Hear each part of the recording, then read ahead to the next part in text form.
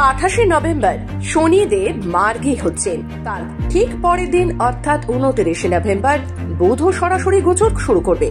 বুধের এই সরাসরি চলন চলবে 26 ফেব্রুয়ারি পর্যন্ত।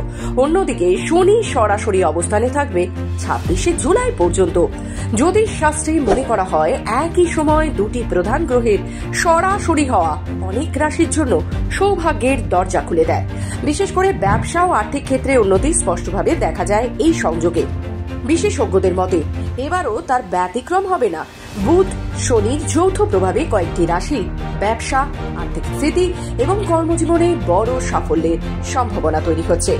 কোন কোন রাশির ক্ষেত্রে ফল পাওয়া যাবে? কন্যা রাশির রাশিফল। বুধ এবং শনির গোচর কন্যা রাশির ব্যবসায়ীদের জন্য উপকার হবে।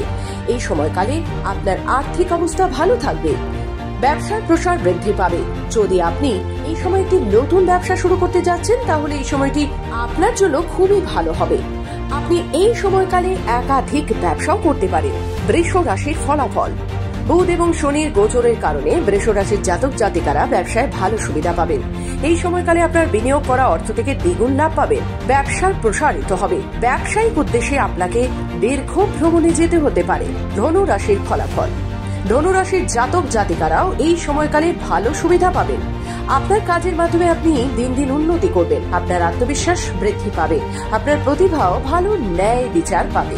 যদি আপনি মনে করেন যে আপনার ব্যবসার অর্থে ক্ষতি হচ্ছে তাহলে আপনার চিন্তা করার দরকার নেই। শনি এবং বুধের সাহায্যে আপনার সমস্ত সমস্যার সমাধান হবে।